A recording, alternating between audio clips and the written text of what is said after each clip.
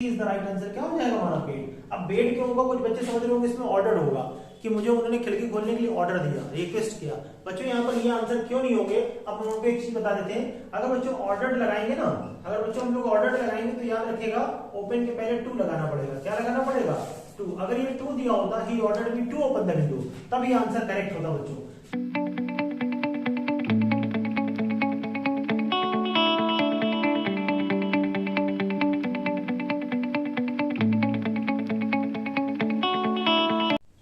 Okay बच्चों, जैसा कि आप लोगों को बताया जा चुका है बच्चों, हमारे चैनल में आप लोगों का फिर से स्वागत है। और आप लोगों को बच्चों पता है कि हम लोग मिसलेनियस कांसेप्ट ऑफ ग्रामर चल रहे हैं और साथ में हम आपको बूस्टर डोज ऑफ वोकैबुलरी बताते हैं। तो miscellaneous concept of grammar concept number बच्चों 16 नंबर में हम लोग आते हैं। तो देखते हैं बच्चों कॉन्सेप्ट नंबर 16 क्या होता है, हम आपको समझा देते हैं बच्चों क्या है कॉन्सेप्ट नंबर 16। बच्चों क्या होगा हमारे पास 16 नंबर में कॉन्सेप्ट क्या होगा बच्चों, देख लीजिए यहाँ पर क्या होगा। देखिए बच्चों यहाँ पर एक आपके पास फ्रेज होता है, बड़ा इंपॉर्टेंट होता है, not to speak of. Not to speak of का क्या मतलब होता है, इसका मतलब होता है इसकी तो बात ही ना कीजिए। इसका मतलब होता है इसकी तो बात ही ना कीजिए, इसकी तो बात ही छोड़िए, इसकी तो बात ही छोड़िए। ठीक है बच्चों, इसकी तो बात ही ना कीजिए। ठीक है बच्चों, ठीक है। कहने का मतलब बच्चों कहते हैं खाने की बात तो छोड़िए, वहां पर पानी भी नहीं था। तो बच्चों ये बड़ा महत्वपूर्ण फ्रेज है जो बहुत पूछा आता है। इसमें गलती अक्सर क्या हो जाती है बच्चों, हम लोग इसकी जगह लिख देते हैं व्हाट टू स्पीक ऑफ। क्या लिख देते हैं बच्चों? What to speak of. तो बच्चों ध्यान रखिएगा ये चीज क्या होती है हमारी, गलत होती है बच्चों। क्या होती है हमारी, गलत होती है। तो बच्चों हम लोग देखते हैं क्या होगा इसका आंसर। क्वेश्चन देखते हैं बच्चों। क्वेश्चन लिखा हुआ है, जगह छोटी है, to speak of food even water was not available at the party. Option में लिखा है व्हाट, नॉट, नो और हाउ। क्या होगा बच्चों, सभी बच्चे बताइएगा। आपके पास 10 सेकंड का टाइम बच्चों। ठीक है, व्हाट टू स्पीक ऑफ होगा या नॉट टू स्पीक ऑफ होगा या नो होगा या हाउ होगा। तो चलिए बच्चों इतनी देर में आप लोगों ने आंसर बता लिया होगा। इसका आंसर होगा बच्चों B is the right answer, not to speak of food even water was not available at the party. तो C is the right answer बच्चों, सी इसका आंसर होगा। क्या होगा बच्चों? Not to speak of. सभी बच्चों को समझ में आ गया? नहीं मतलब खाने की बात तो छोड़िए, वहां पर पीने के लिए पानी भी नहीं था। ओके बच्चों, उम्मीद करते हैं बात आपको समझ में आ गई होगी।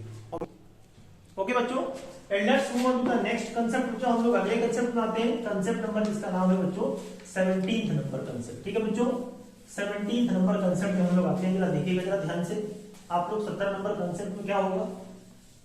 ठीक है बच्चों, देखते हैं बच्चों concept number 17, concept number 17, concept number 17 क्या होगा बच्चों। 17 नंबर कांसेप्ट क्या होगा।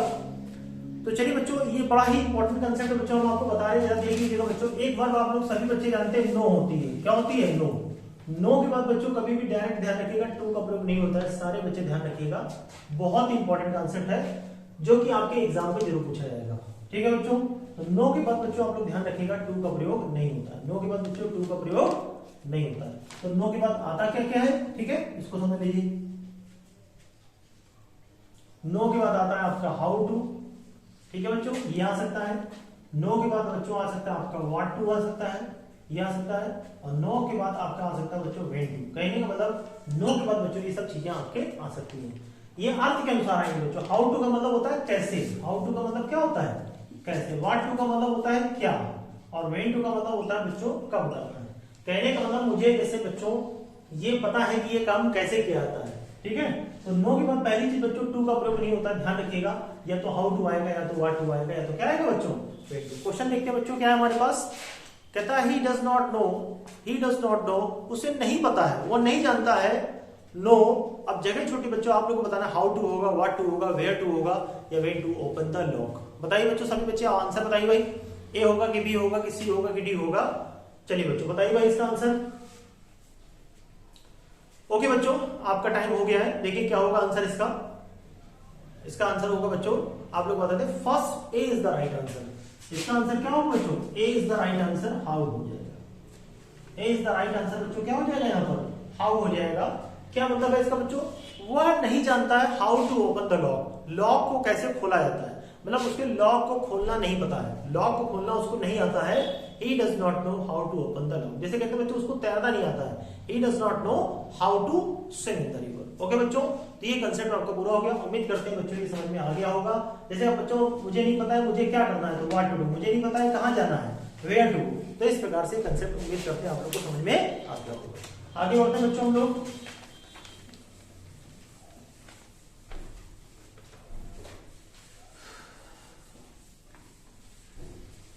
अब हम लोग आते हैं बच्चों, कंसेप्ट नंबर हमारा होता है 18 नंबर। 18 नंबर कंसेप्ट में क्या होता है बच्चों, देखिए जरा, कंसेप्ट नंबर हमारा है 18 नंबर। ठीक है बच्चों, 18 नंबर कंसेप्ट में क्या होगा, देख लीजिए बच्चों जरा इसमें क्या होगा।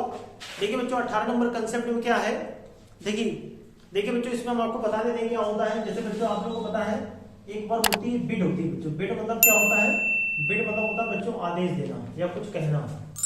बिड मतलब होता है आदेश देना या कुछ कहना। इसकी सेकंड फॉर्म सभी बच्चों को पता होगी, बेड होती है, और थर्ड फॉर्म क्या होती है हमारी, बिडन होती है। तो बिड होती है हमारी फर्स्ट फॉर्म, सेकंड फॉर्म क्या होती है, बेड होती है, थर्ड फॉर्म क्या होती है हमारी, बिडन होती है। बिड, बेड और बिडन होती है।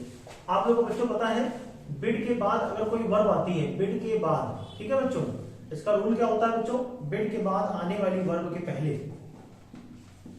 बिड के बाद आने वाली वर्ब के पहले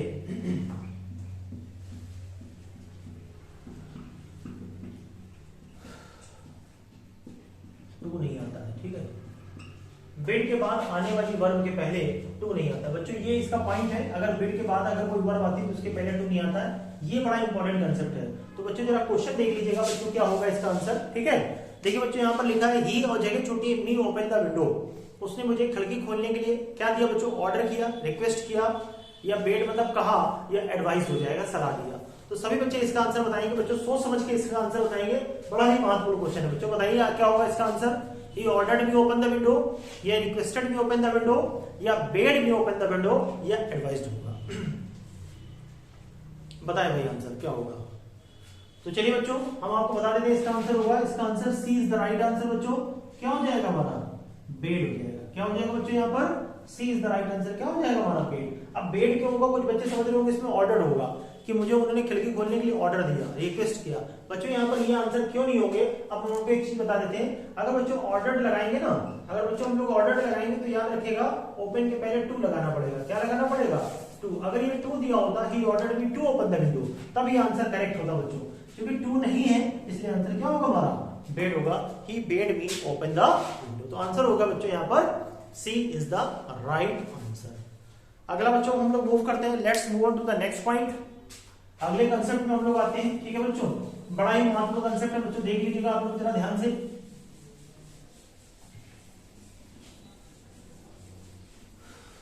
अगला कंसेप्ट बच्चों हम लोग आते हैं, बड़ा ही महत्वपूर्ण कंसेप्ट बच्चों, देख लीजिए क्या है। अगला जो कंसेप्ट है बच्चों, देखिए आप लोगों को सभी बच्चों को पता होगा, फाइंड मतलब बच्चों जानते हैं आप लोग, पाना होता है, सभी बच्चों को पता होगा, अच्छे जानते हैं, बचपन में खूब पढ़ा है। और फाउंड इसकी सेकंड फॉर्म होती है, और थर्ड फॉर्म भी क्या होती है, फाउंड। इसका मतलब होता है पाया। तो फाइंड मतलब बच्चों पाना, और फाउंड मतलब पाया।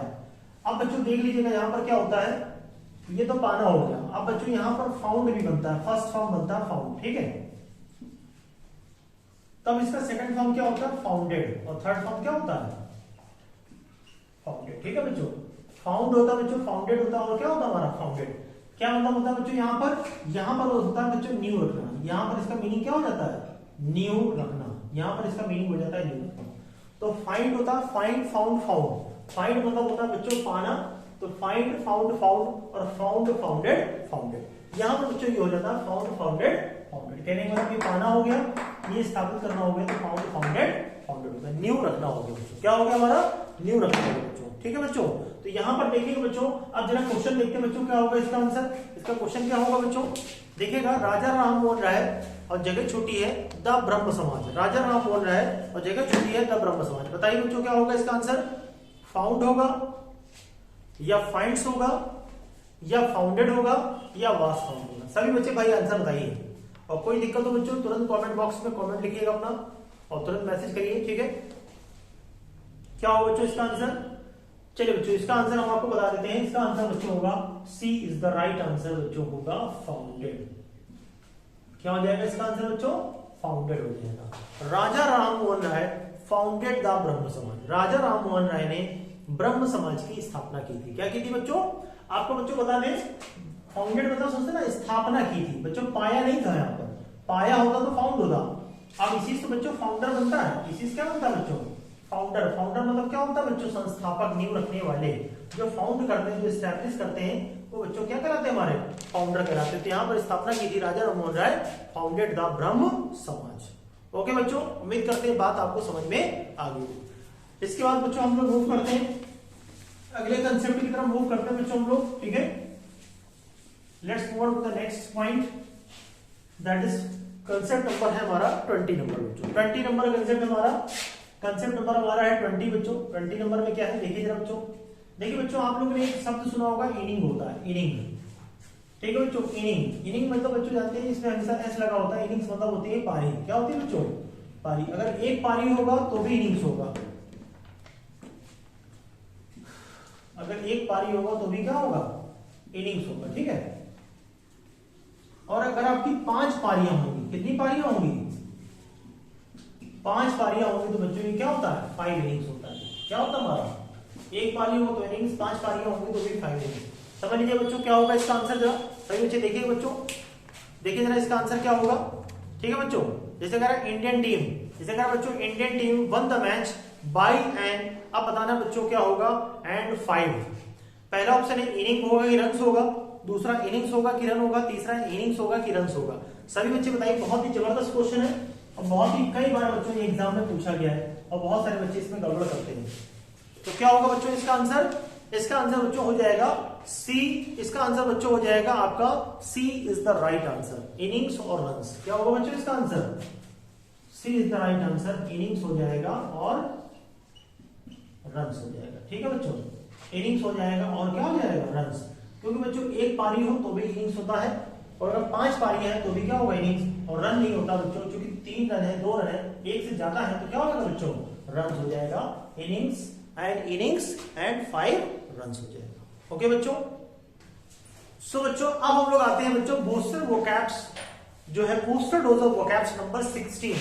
अब हम लोग बच्चों आते हैं booster dose of vocabs, booster dose of vocabs, ठीक है बच्चों। हम लोग आते हैं booster dose of vocabs number 16। बच्चों देख लीजिएगा ध्यान से, और जिन जिन बच्चों का जो पहली और दूसरी क्लासेस बच्चों मिस हो गई हैं, बच्चों जिसको बोलते हैं 15 नंबर तक जो मिस हो गई, तुरंत बच्चों आप जो है प्रीवियस वीडियो देखें और उसको क्लियर करिए। तो 16 नंबर में हम लोग आते हैं। देखिए बच्चों 16 नंबर की बूस्टर डोज ऑफ वोकैब्स में क्या है, जैसा कि बच्चों हमने आपको लास्ट टाइम बताया था, अब आपको बताते हैं बच्चों, एक वर्ड होता है बच्चों, आप लोग को जानते हैं, कांपना होता है, शिवर।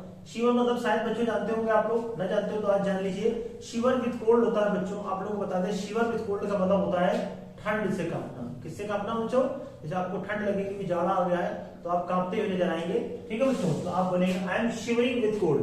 शिवर SHIVER, शिवरिंग विद कोल्ड, मैं ठंड से क्या हूं, कांप रहा हूं बच्चों। तो ठंड से कांपने के लिए वर्ड क्या लगाते हैं हम लोग, shiver, SHIVER, shiver with cold. He was shivering with cold, he was shivering with excitement, excitement से कांप रहा था। तो बच्चों यहां पर क्या होगा बच्चों, शिवर विद कोल्ड होता है। शिवर मतलब होता है कांपना। इसके बाद बच्चों हम लोग आते हैं 17 नंबर वोकैब्स में। किसमें आते हैं बच्चों, 17 नंबर वोकैब्स में आते हैं बच्चों। शिवर हो गया बच्चों। अब एक दूसरा वर्ड देखिएगा बच्चों, होता है ट्रेम्बल, TREMBL, ठीक है बच्चों। ट्रेम्बल वर्ड क्या होता है, ट्रेम्बल, ट्रेम्बल में फियर होता है बच्चों, थर-थर कांपना, जिसको नहीं बोलते बच्चों, डर के कांपना, डर की वजह से कांपना, डर से कांपना, ठीक है बच्चों, डर से कांपना, ठीक है बच्चों। Tremble with fear, tremble with fear का मतलब होता है बच्चों डर से कांपना, TREMBL। जैसे बच्चों आपने नाम सुना होगा विक्रमादित्य का नाम, विक्रमादित्य के सामने जैसे भी अपराधी आते थे वो क्या होते थे बच्चों, they start trembling with fear, वो डर से कांपना शुरू होता। तो शिवर विद कोल्ड मतलब ठंड से कांपना, और ट्रेम्बल विद फियर का मतलब क्या होगा बच्चों, डर से कांपना। जब आप बहुत डर जाते हैं किसी के सामने, थर-थर कांपते हैं, ठीक है ना बच्चों, वो होता है ट्रेम्बल। इसी के बाद बच्चों हम लोग 18 नंबर वोकैब्स में आते हैं, जो बूस्टर वोकैब्स की जो नंबर है वो हमारा 18 है बच्चों। एक वर्ड होता है शडर, शडर SHUDDER, ये भी कांपना होता है बच्चों। ये भी क्या होता है बच्चों, शडर। शडर का मतलब होता है बच्चों रूह का कांप जाना। क्या कांप जाना बच्चों, रूह कांपना होता है। रूह कांपना समझते हैं ना बच्चों, मतलब कहने का मतलब इतना ज्यादा डर गए थे बच्चों, आपसे कहा गया कि 20 मंजिला घर से जरा झांक के देखो या थोड़ा मोड़ के देखो, ठीक है ना बच्चों, नीचे झांक के देखो तो अंतरात्मा क्या हो गई थी, हमारी अंतरात्मा कांप उठी थी। उसको बोलते हैं शडर्ड। क्या बोलते हैं, my attitude, my conscious shuddered, शडर कर गई थी, मतलब कहने का मतलब शटर सारे बंद हो गए थे हमारे दिमाग के। तो शिवर विद कोल्ड क्या होगा बच्चों, ठंड से कांपना हो गया। ट्रेम्बल विद फियर, बहुत थर-थर कांपना किसी के सामने। और शडर, शडर का मतलब होता है हमारी अंतरात्मा कांप गई, हमारी रूह कांप गई। समझ पा रहे बच्चों। तो ये कांपने के लिए 3 वर्ड्स बच्चों हमने आपको बताए हैं, उम्मीद करते हैं आप लोग ये समझ पाए होंगे, ठीक है बच्चों।